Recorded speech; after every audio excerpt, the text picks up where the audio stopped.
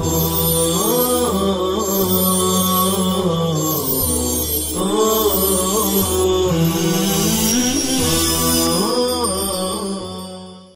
اللہ الرحمن الرحیم نحمدہ ونصلی علی رسولہ الکریم اما بعد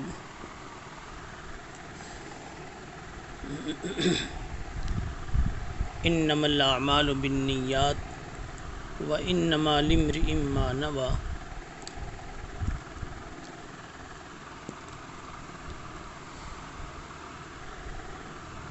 حدیث میں الاعمال کا لفظ ہے جو عمل کی جمع ہے، اسی کا ہم معنی ایک لفظ فعل بھی آتا ہے۔ فعل اور عمل دونوں ایک ہی چیز ہیں یا دونوں میں کچھ فرق ہے؟ بعض لوگوں کا خیال ہے کہ دونوں مترادف ہیں، لیکن حقیقت یہ ہے کہ دونوں میں فرق ہے۔ عربوں میں بہت کم ایسا ہوتا ہے کہ دو لفظ بالکل ایک معنی میں استعمال کیے جاویں۔ یہاں فعل اور عمل کے درمیان ایک فرق یہ بتلایا جاتا ہے کہ عمل ساختن کو کہتے ہیں اور فعل کردن کو کہتے ہیں۔ یعنی عمل کے اندر میں سجا کر کرنے کا معنی ہے، سنوار کر کرنا، اور فعل کے معنی جیسے ویسے کرنا، مطلق کرنا۔ دوسرا فرق یہ بتلایا جاتا ہے، آپ اسی لیے دیکھیے اعمال صالحہ کا جہاں بھی ذکر ہے عمل کا ہی لفظ آیا، پتہ چلا جیسا ویسا عمل نہیں چاہیے، صالح بنے گا ہی اسی وقت جب اس میں شائستگی آراستگی ہو، اور آراستگی آئے گی اتباع سنت سے، احسان سے۔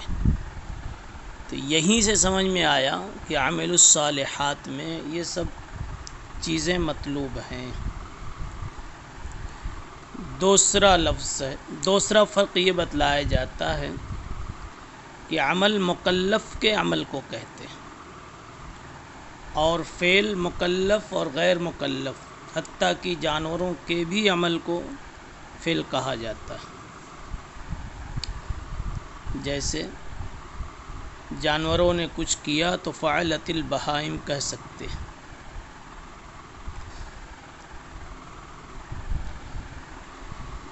ایک فرق یہ بتلایا جاتا ہے، یعنی تیسرا فرق،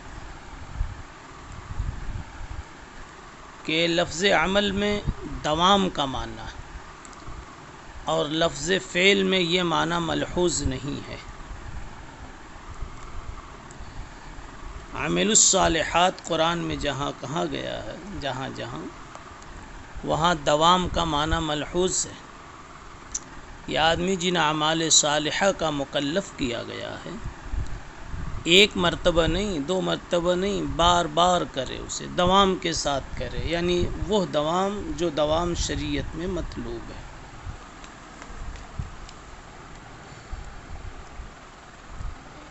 ایک اور فرق نمبر 5 ہے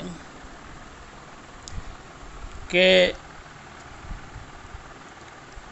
جب مطلق بولا جاتا ہے، قرینے سے خالی ہو، تو افعال کا استعمال افعال جوارح پر ہوتا ہے، اور اعمال کا لفظ اعمال جوارح اور اعمال قلب دونوں پر ہوتا ہے۔ بعض حضرات نے یہ فرق کیا ہے۔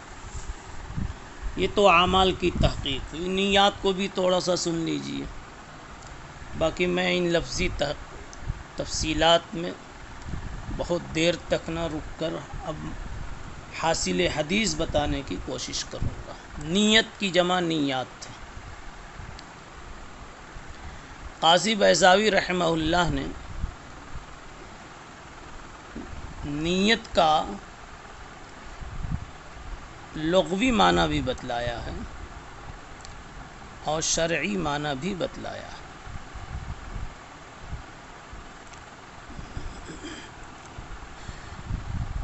نیت کا لغوی معنی ہے القصد، اور اس کا شرعی معنی ہے توجہ القلب نحو الفعل ابتغاء لوجہ اللہ تعالی۔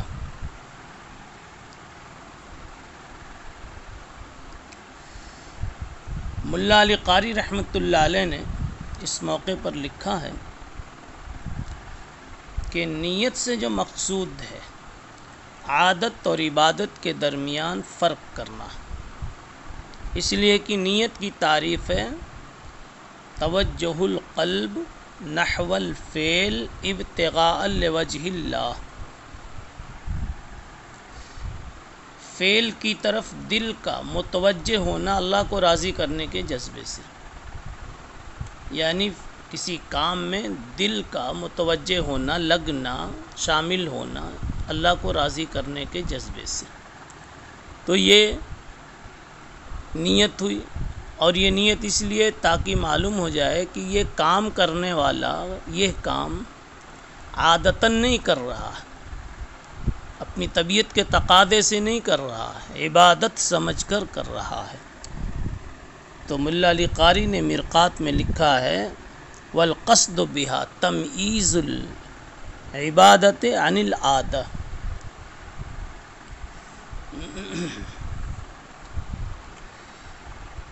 اس لیے کہ انسان عادت اور عبادت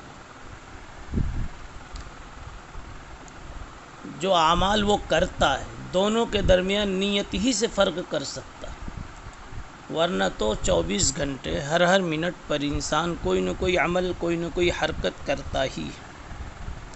کسی کی یہ حرکت عبادت کہلاتی ہے، کسی کی یہ حرکت اس کی عادت کہلاتی ہے، اور بنیاد صرف نیت ہے۔ تو معلوم یہ ہوا کہ نیت کی مطلوبیت شریعت میں اور مشروعیت شریعت میں صرف تمییز بین العبادت والعادت کے لیے ہی ہے۔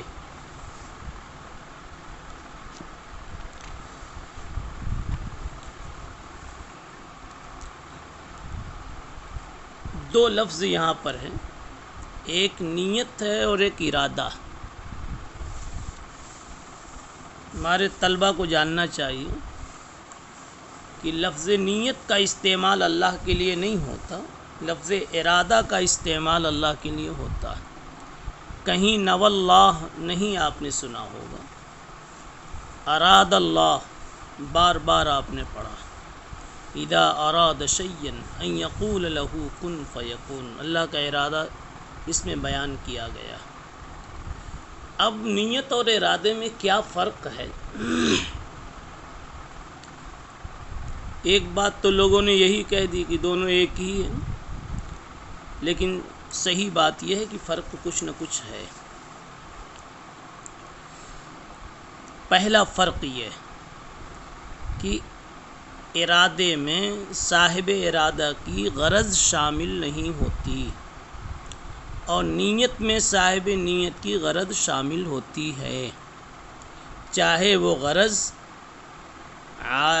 عاجل ہو یا غرض آجل ہو، حالی ہو یا معالی ہو، کچھ نہ کچھ غرض ہوتی ہے، وہ غرض ابھی ملے یا بدیر ملے۔ دوسرا فرق، اللہ کی جانب ارادے کی نسبت تو ہوتی ہے لیکن نیت کی نسبت نہیں ہوتی، اور اس فرق کی بنا وہی پہلا فرق ہے کہ اصل میں اللہ تعالیٰ کا کوئی فعل معلل بالغرض نہیں ہوتا۔ علامہ انور شیخ کشمیری رحمۃ اللہ علیہ نے فرمایا اللہ تعالیٰ کے افعال معلل بالاغراض نہیں ہوتے، اللہ کی کسی سے کوئی غرض ہے ہی نہیں۔ اس لیے اللہ کے لیے نوا کا لفظ نہیں استعمال ہوتا، ارادہ کا لفظ استعمال ہوتا ہے۔ تیسرا فرق، ارادہ مطلق قصد کو کہتے ہیں،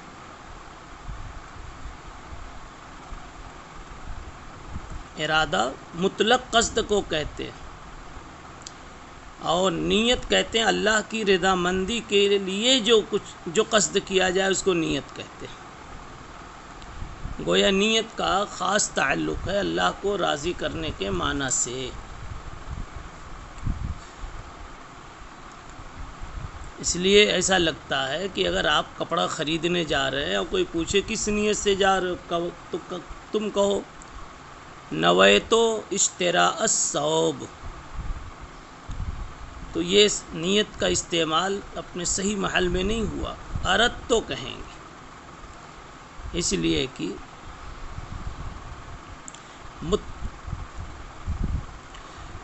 کہ نیت جو ہے اللہ کی رضامندی کے لیے جو قصد ہوتا ہے اس کے لیے خاص طور پر بولا جاتا ہے۔ ایک لفظ اعمال، بعض حدیثوں میں بعض روایتوں میں واحد کا لفظ ہے اور بعض میں جمع کا لفظ ہے، اسی طریقے سے بعض میں نیت بھی لفظ جمع کے ساتھ وارد ہے، اب نیات، اور بعض میں مفرد وارد ہے نیت۔ تو اگر جمع ہے تو یہ کہا جائے گا انما الاعمال بالنیات انقسام الاحاد علی الاحاد، یعنی ایک عمل میں ایک نیت انسان کر لے،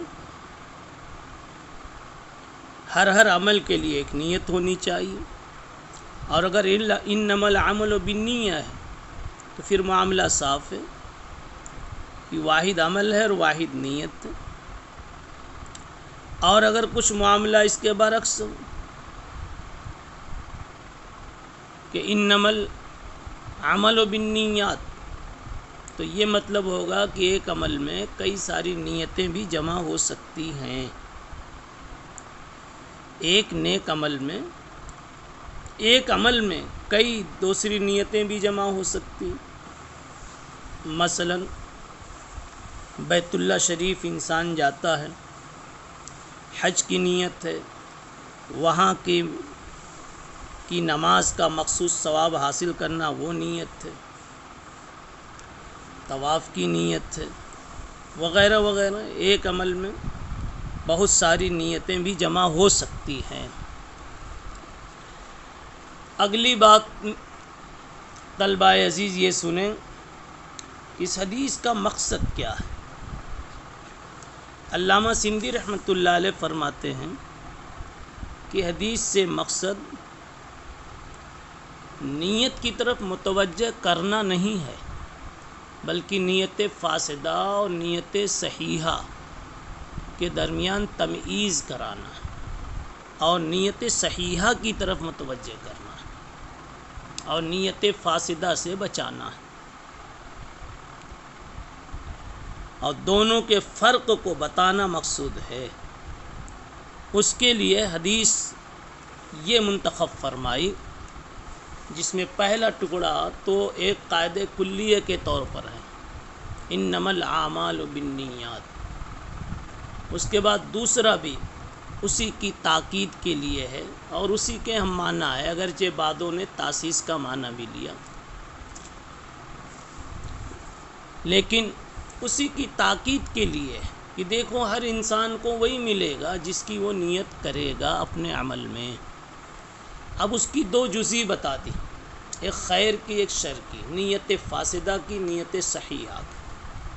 حدیث میں نیت صحیحہ کی مثال ہے فمن کانت ہجرتہ الی اللہ ورسولہ فہجرتہ الی اللہ ورسولہ، یہ نیت خیر کی والا ٹکڑا۔ ومن کانت ہجرتہ الی دنیا یصیبھا، یہ نیت فاسدہ والا ٹکڑا ہے۔ تو حضرت علامہ سندھی رحمۃ اللہ علیہ نے فرمایا کہ یہاں ایک ٹکڑے سے نیت صحیحہ کی طرف اشارہ ہے، دوسرے ٹکڑے سے نیت فاسدہ کی طرف اشارہ ہے، اور متوجہ کر رہے ہیں کہ انسان کو اپنے ہر عمل میں نیت صحیحہ اور نیت فاسدہ کی فکر کی تمییز کی فکر رکھنی چاہیے۔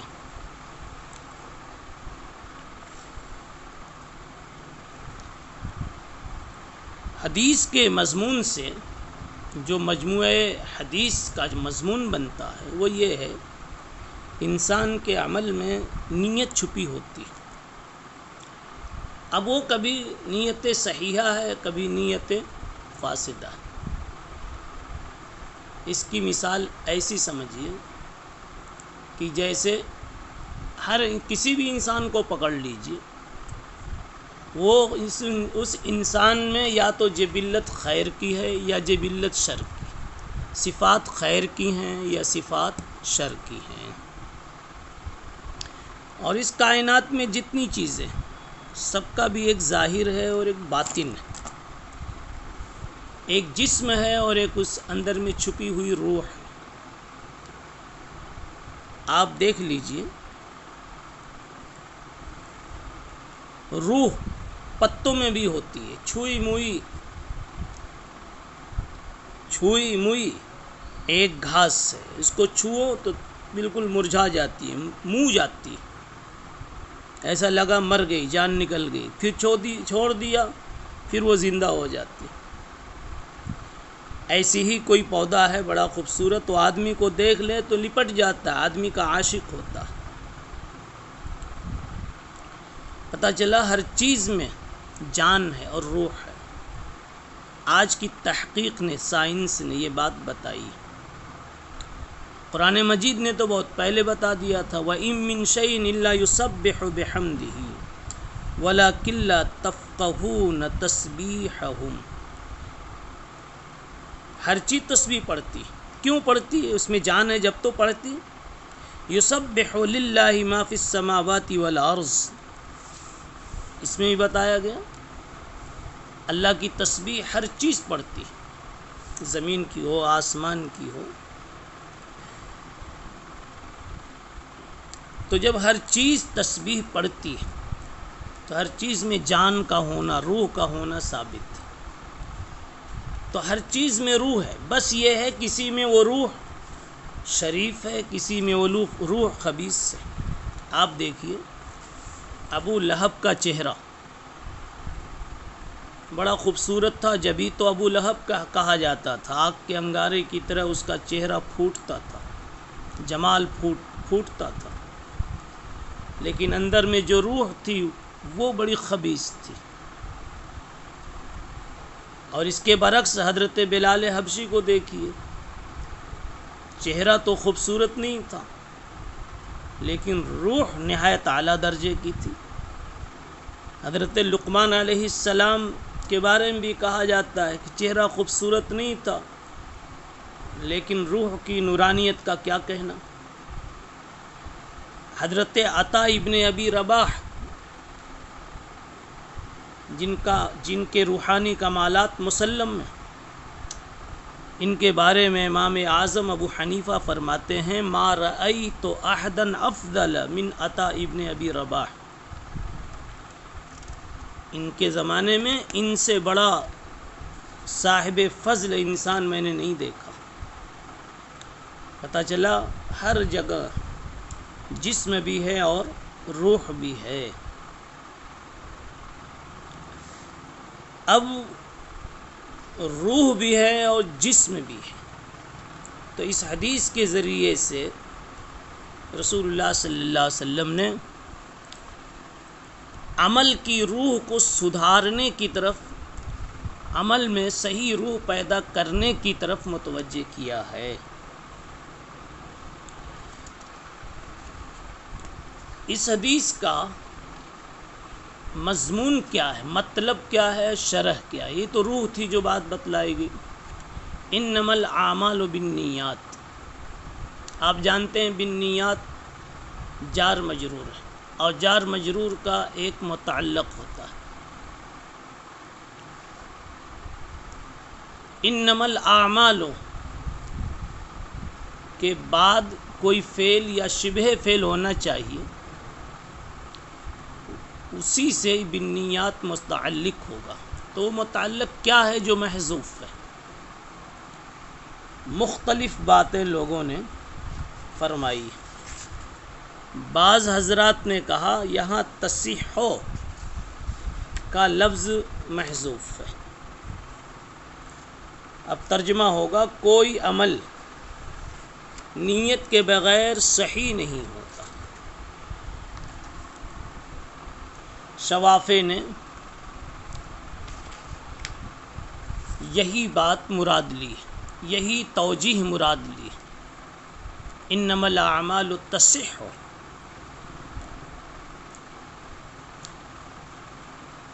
پھر مسئلہ ضمن وضو کا اٹھتا ہے، لیکن وہ مسئلہ یہاں نہ اٹھایا جائے تو زیادہ بہتر ہے۔ تھوڑی سی بات ہم چھیڑ کر چھوڑ دیتے ہیں کہ شوافے کہتے ہیں سارے اعمال کا مدار نیت پر ہے، یعنی اعمال صحیح ہی ہوں گے نیت سے، لہذا وہ بھی وضو بھی بغیر نیت کے صحیح نہیں ہوگا۔ جبکہ احناف کے نزدیک وضو میں نیت شرط نہیں ہے۔ اس کے چند جوابات ہیں۔ ایک جواب تو یہ ہے کہ صاحب اعمال میں استغراق نہیں مراد ہے، اس لیے کہ بہت سے اعمال ایسے ہیں جو صحیح مان لیے جاتے ہیں، نیت وہاں نہیں ہوتی، اور اس کا بھگتان بھی بھگتنا پڑتا۔ مثلا قتل خطا میں آپ دیکھیے بغیر نیت کے قتل ہو جاتا ہے، تب بھی کچھ نہ کچھ اس کا بھگتان بھگتنا پڑتا ہے۔ اسی طریقے سے کپڑے کی نجاست بغیر نیت کے دور کر دی جائے، کپڑا دھو دیا جائے، دریا میں ڈبو دیا جائے، صاف کر دیا جاوے، تو بالاتفاق شوافے کے نزدیک بھی کپڑا پاک ہو جاتا ہے۔ پتہ کیا چلا؟ اعمال سے مراد جمیع اعمال نہیں ہیں، کچھ مخصوص اعمال ہیں، مخصوص عبادات ہیں۔ اس لیے تصحیح کا لفظ مان کر وضو کو اس میں شامل کرنا تعسف ہے، ایک زبردستی کی بات۔ جیسے دوسری چیزیں شامل نہیں، ویسے وضو بھی شامل نہیں۔ اور احناف نے وضو کو اس لیے شامل نہیں کیا کہ قرآن مجید نے جہاں وضو کا ذکر کیا ہے وہاں نیت کو شامل نہیں کیا ہے۔ اب اگر نیت شامل کی جاوے، اسے شرط قرار دیں، تو آیت وضو پر زیادتی لازم آتی ہے۔ شوافے نے ایک بات پوچھ دی کہ پھر تیمم میں آپ لوگ نیت ضروری کیوں قرار دیتے اور وضو میں کیوں نہیں قرار دیتے؟ بھائی بات یہ ہے کہ وضو پانی سے ہوتا ہے، اور پانی مطہر بالطبع ہے، بنا ہی ہے پاک کرنے کے لیے۔ جو چیز بنی ہی ہے جس مقصد کے لیے اس کا اس میں استعمال ہو، تو نیت کی چندہ ضرورت نہیں۔ اور تیمم مٹی سے ہوتا ہے، مٹی تطہیر خود طاہر تو ہے، لیکن طہور بنائی نہیں گئی، یعنی اصل وہ تطہیر کے لیے نہیں بنائی گئی۔ ہاں تیمم کے موقع پر اس کو طہور مان لیا گیا ہے، شریعت نے دوسرے درجے میں مان لیا، تو وہاں نیت کی ضرورت ہے۔ دوسری بات یہ ہے تیمم کا لفظ خود نیت کو مشتمل ہے۔ تیمم کے معنی ارادہ ہی کے آتے ہیں، ام سے بنا ہوا ہے۔ یہ بات اتنی ہی یہاں رہنے دیجیے کہ اعمال کا مدار نیت پر ہے، یعنی اعمال صحیح ہوں گے نیت کی وجہ سے۔ یہ توجیہ کی شوافے نے۔ بعض حضرات نے کہا الاعمال تعتبر بالنیات، بعد میں کہا توجد بالنیات۔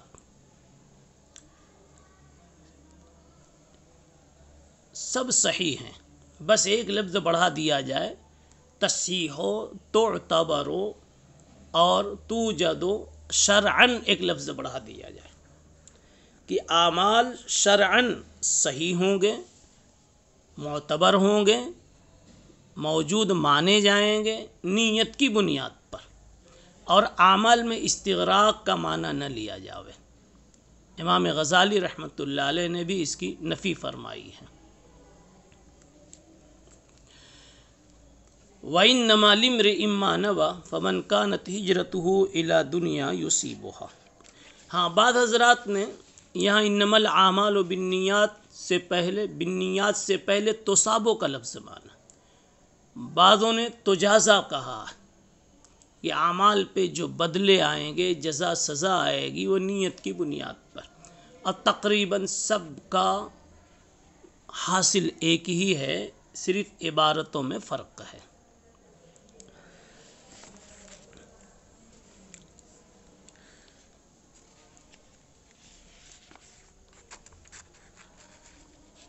آگے دیکھیے، وَإِنَّمَا لِامْرِئٍ مَّا نَوَىٰ، ہر انسان کو وہی چیز ملے گی جس کی وہ نیت کرے گا اپنے عمل میں۔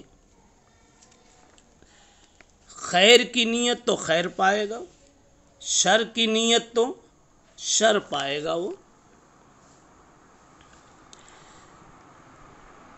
فَمَنْ كَانَتْ هِجْرَتُهُ إِلَىٰ دُنْيَا يُصِيبُهَا۔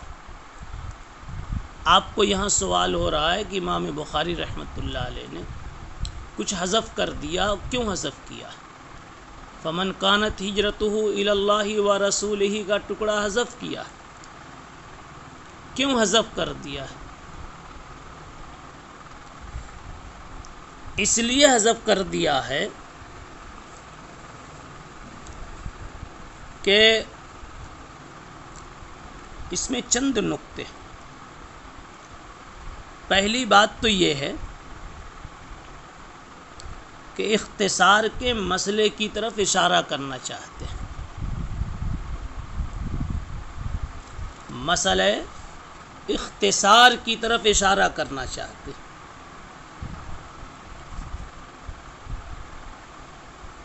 کہ پوری حدیث سے راوی اگر کسی موقع پر اختصار کر دے،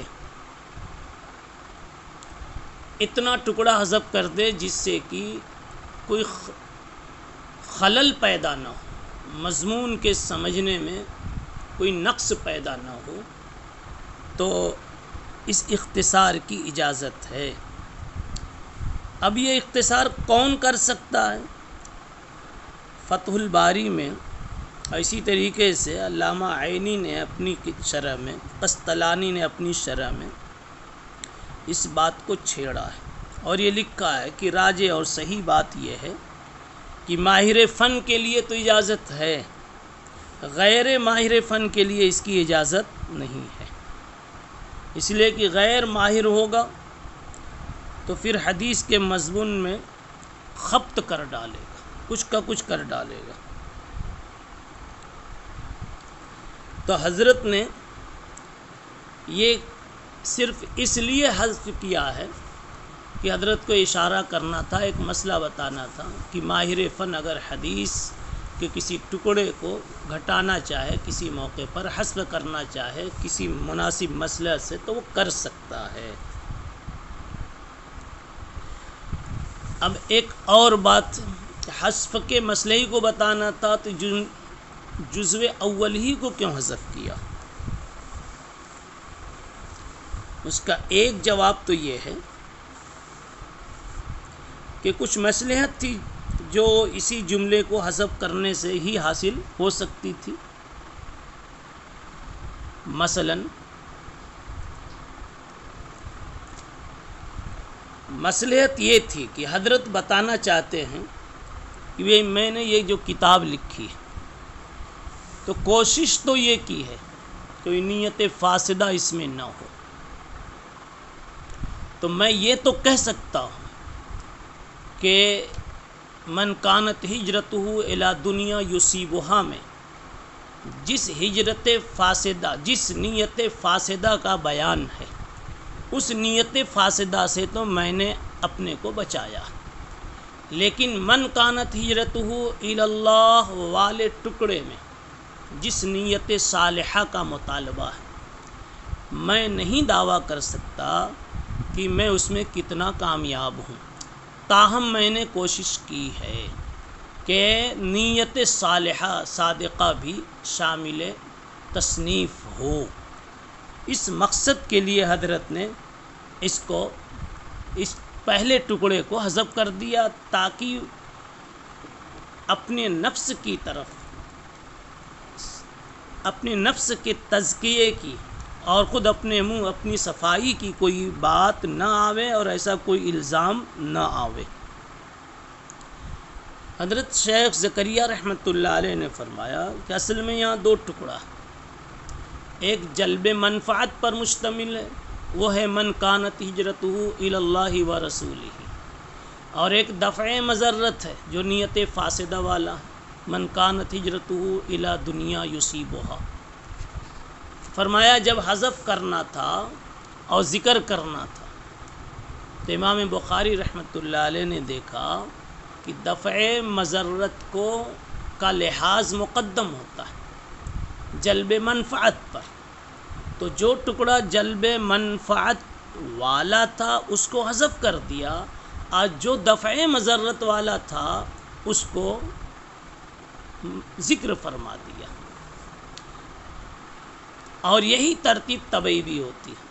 آپ ایک چھوٹی سی مثال سمجھیں، آپ ٹرین پر بیٹھے ہیں، کھڑکی سے اسٹیشن پر کھڑا آپ کا کوئی ہمدرد دوست یا آپ کے والد آپ کو کچھ نصیحت کرنا چاہتے ہیں، لیکن اب گاڑی بالکل چالو ہو رہی ہے، ٹرین چھوٹ رہی ہے، تو اس وقت آپ کے والد صاحب بجائے اس کے کہ آپ کے نفع کی کچھ باتیں بتائیں، ان کے ذہن میں اگر کچھ نقصان سے بچنے کا مشورہ ہوتا ہے تو نفع والی چیزوں کو چھیڑنے کے بجائے اس چند منٹ میں یا چند سیکنڈ میں نقصان والی بات سے بچنے کی آپ کو تاکید کرتے ہیں، کہتے ہیں دیکھو یہ تمہارا تھیلا گر رہا ہے۔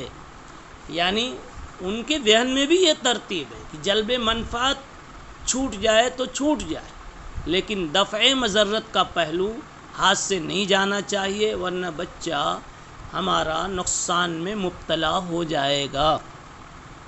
تو امام بخاری رحمۃ اللہ علیہ نے کچھ ایسے ہی کیا ہے کہ تمام قارئین بخاری کو اور تمام استفادہ کرنے والوں کو کہہ دیا کہ اگر تم کو جلب منفعت والے ٹکڑے پر کسی قدر تم سے غفلت ہو جائے تو ہو جائے، لیکن دیکھو دفع مضرت والا جو ٹکڑا یعنی نیت فاسدہ والی جو بات ہے اس پر تو دھیان ضرور رکھنا، یعنی کہ اپنے عمل میں نیت فاسدہ نہیں آنے دینا۔ ایک تیسرا جواب یہ ہو سکتا ہے کہ اصل میں نیت فاسدہ سے بچنا آسان ہے، نیت فاسدہ سے بچنا اس لیے کہ فاسد کو انسان خوب سمجھ رہا ہے، اور اخلاص ایک بہت مشکل چیز ہے۔ اخلاص یعنی للہیت بہت مشکل چیز ہے،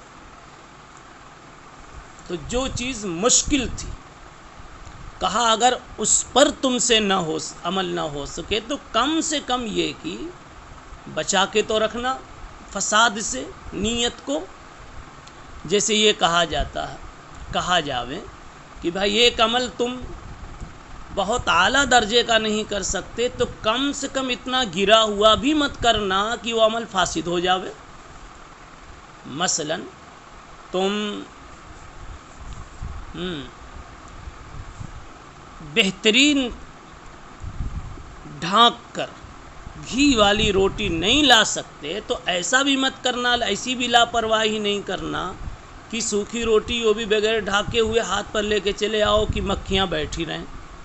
تو مکھیوں سے بچانے کا تو اہتمام کر لینا، چاہے تم اس کو اچھے سے کور میں ڈھانک کے لاؤ کہ نہ لاؤ۔ بس یہ مثال سمجھیں کہ حضرت اس طرح سمجھانا چاہتے ہیں، بہت نیچے اتر کر کے کہہ رہے ہیں کہ اعلیٰ درجے کا اخلاص یہ مخلصین کاملین کی بات ہے، لیکن ہمارا اتنا اخلاص بھی کافی ہے کہ ہم نیت فاسدہ سے اپنے آپ کو بچا لیں۔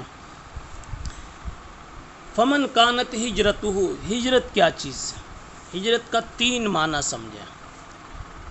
ایک ہے ہجرت لغوی، ہجرت عرفی، ہجرت شرعی۔ ہجرت لغوی ہے چھوڑنا۔ دیکھیے حدیث میں فرمایا گیا المہاجر من ہجر ما نہی اللہ، مہاجر وہ ہے جو چھوڑ دے اللہ کی حرام کی ہوئی چیز کو۔ ہجرت عرفی وطن چھوڑ دینا، ایک جگہ سے دوسری جگہ چلا جانا۔ ہجرت شرعی مفارقت دار الکفر الی دار الاسلام،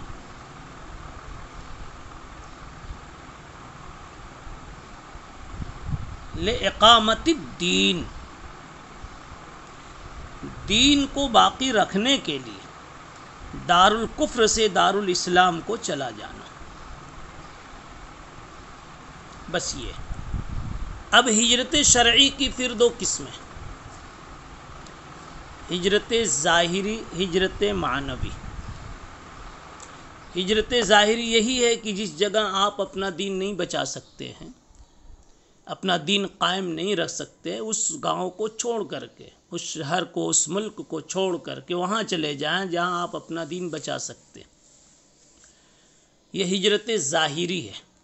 ہجرت باطنی ہے کہ آپ اپنے آپ کو سیئات اور معاصی سے بچا لیں۔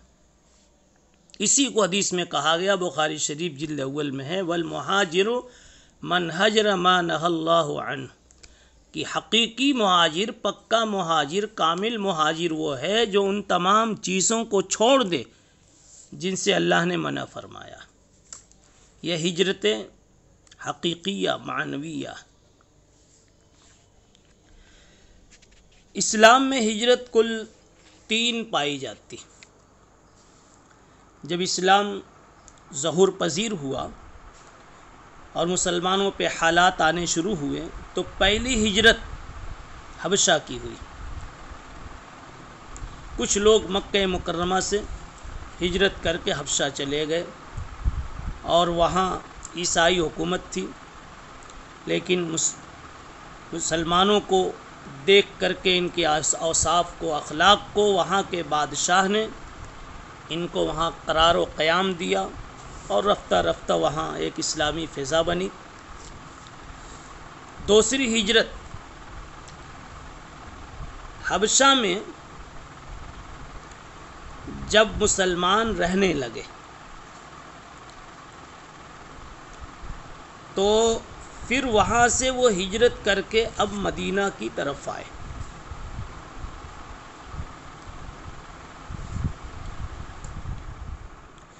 بلکہ مدینہ کی طرف نہیں، ابھی ابتدا میں حبشہ میں جو لوگ رہنے لگے تھے ان کو یہ پتہ چلا کہ مسلمانوں کے حالات مکے میں اچھے ہو گئے، تو پھر یہ لوگ مکہ آ گئے، لیکن ابھی اچھے حالات نہیں تھے، مظالم بلکہ بڑھتے ہی جا رہے تھے، تو پھر یہ حبشہ چلے گئے۔ تو یہ دوسری ہجرت تھی، یہ حبشہ کی ہجرت ثانیہ ہے۔ ہجرت حبشہ اولا، ہجرت حبشہ ثانیہ۔ اب تیسری ہجرت رسول اللہ صلی اللہ علیہ وسلم سے پہلے صحابہ کرام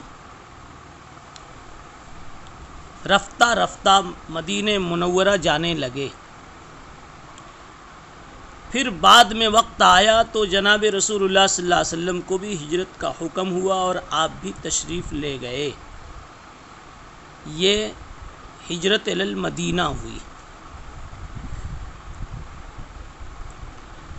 ایک اور ہجرت ہوگی، وہ بالکل آخر زمانے میں ہوگی، ابو داؤد شریف میں، مسند احمد ابن حنبل میں ہے، جس کو عمدۃ القاری میں علامہ عینی نے نقل کیا ہے کہ آخری زمانے میں ملک شام کی طرف ہجرت ہوگی۔ تو گویا یہ اس طرح اگر دیکھا جائے تو 4 ہجرتیں ہوگی، ہجرت حبشہ اولا، ہجرت حبشہ ثانیہ، اور ہجرت مدینہ، اور پھر ہجرت شام۔ وقت 2 درس کا پورا ہو گیا. پھر انشاءاللہ اگلی مجلس میں سبحان اللہ و بحمدہ سبحان اللہ العظیم.